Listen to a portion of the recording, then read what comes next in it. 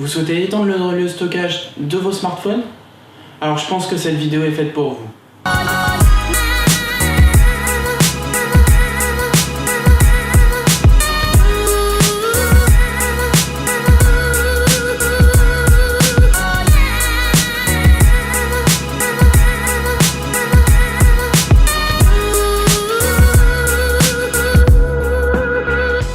Bonjour à toutes et à tous, je m'appelle Bastien, j'ai 18 ans, je suis passionné de high-tech, de photos et de vidéos. Et dans cette nouvelle vidéo, on va voir comment étendre le stockage de son smartphone.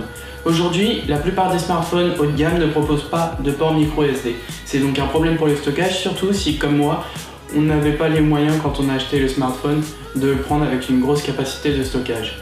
Ici, j'ai un iPhone 6 16 Go et donc j'avais des problèmes de stockage pour stocker mes photos, mes vidéos, un peu de tout en fait. Et du coup j'ai testé deux solutions. La première étant une simple clé USB qui propose un port Lightning. Cette solution est très simple à utiliser et m'a convenu pendant un certain temps.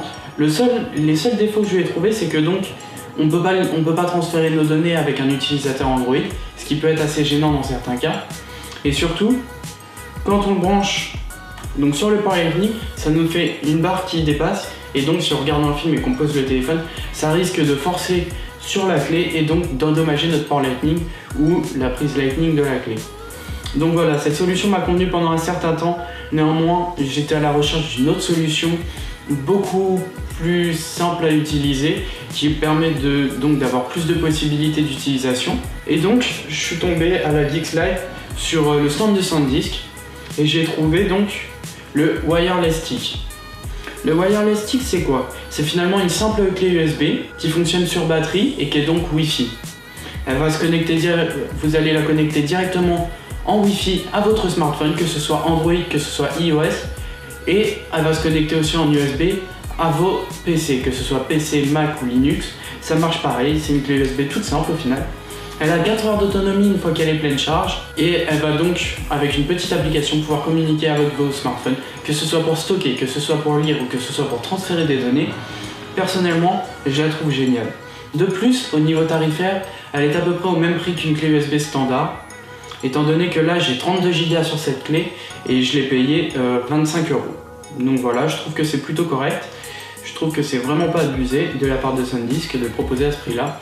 Je rappelle que SanDisk ne sponsorise en aucun cas cette vidéo et je ne suis en aucun cas partenaire avec eux. J'ai juste kiffé le produit, du coup je voulais vous en faire une petite vidéo. Donc voilà, niveau performance, cette clé va vous permettre de lire des films en Full HD, donc en 1080p, directement sans télécharger donc le fichier de la clé sur l'iPhone, directement sur la clé, comme en streaming on pourrait faire finalement.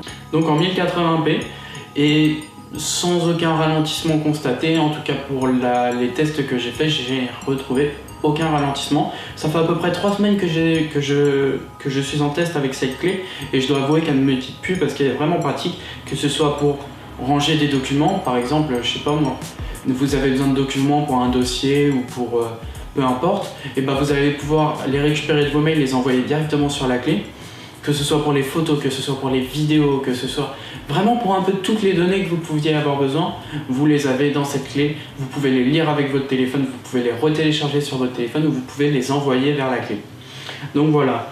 Donc il n'y a pas grand chose à dire au final, néanmoins je pense qu'un petit test sera plus explicite donc pour la vidéo. Donc on va faire un petit test tout de suite. Pour ça, je me rends sur l'iPhone. Je vais, hop, on va la mettre en branle un petit peu. Je vais lancer quand même l'enregistrement, ce sera plus pratique. Voilà, maintenant je vais appuyer sur le petit bouton présent à droite donc de la clé. Il y a une petite LED qui va s'allumer, ça veut dire que la clé est bien allumée. Maintenant je me rends dans les paramètres Wi-Fi de mon iPhone. Il va normalement, si tout se passe bien, trouver la clé. Bien sûr, c'est quand je le fais que ça marche pas. C'est génial.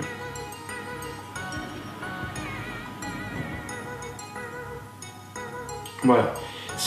Ma clé s'appelle SanDisk Connect EB2297. Donc, une fois que je suis connecté à la clé, je peux me rendre directement dans l'application Connect Drive de chez SanDisk, téléchargeable gratuitement sur l'App Store ou sur le Play Store. L'application va charger.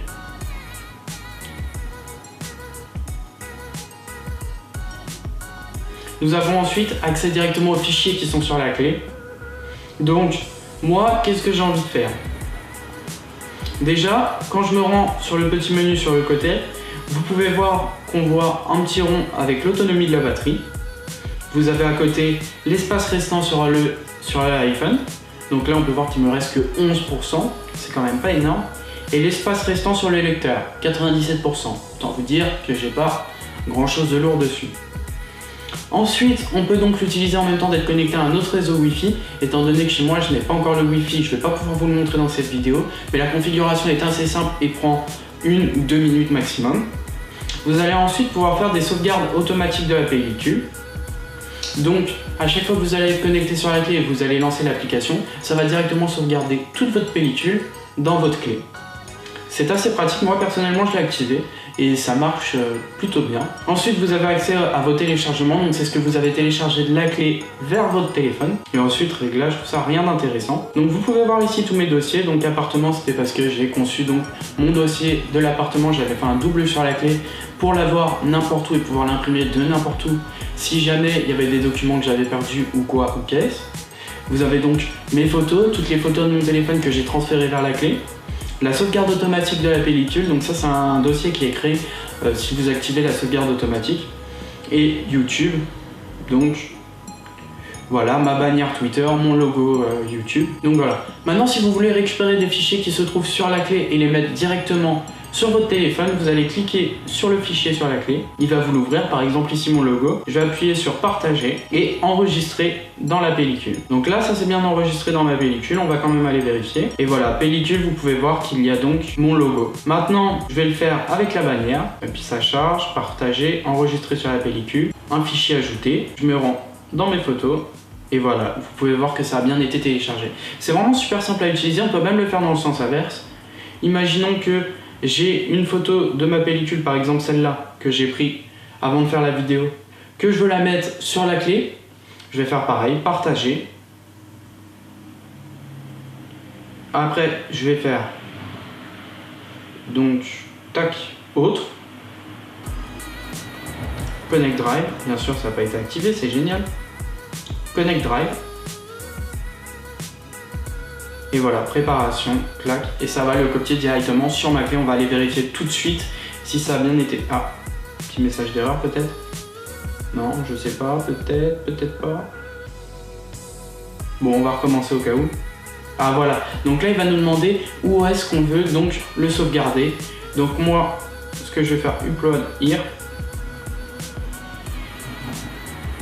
Donc voilà, là ça va prendre un petit peu de temps, c'est peut-être ce que je lui trouve de dommage, c'est pas forcément toujours très rapide, c'est un peu le problème, mais néanmoins ça fait le taf.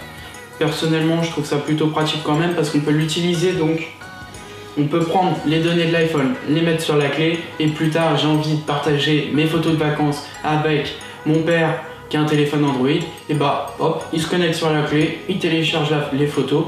Et il a les photos, c'est vraiment super simple à utiliser, c'est ça que franchement je kiffe ce produit, c'est parce que on a beaucoup de possibilités et c'est très simple à faire. Voilà, donc maintenant je me rends sur l'application SanDisk Connect.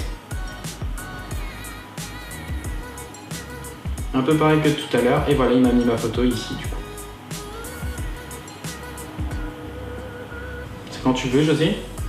Bon, à savoir que je suis sur un iPhone 6 et qu'il rame un petit peu en série. Peut-être que si vous avez un téléphone plus récent, et bah ça marchera sûrement mieux. Mais bon, vous allez voir, ça va bien fonctionner, il n'y a pas de souci. J'ai fait une petite série de tests pendant ces 3 semaines et jusque là ils ont tous fonctionné. J'ai pas constaté vraiment de gros bugs, si ce n'est des ralentissements ou des choses comme ça. Et bah voilà, j'ai ma photo donc disponible sur ma clé USB que je vais même pouvoir récupérer sur mon PC.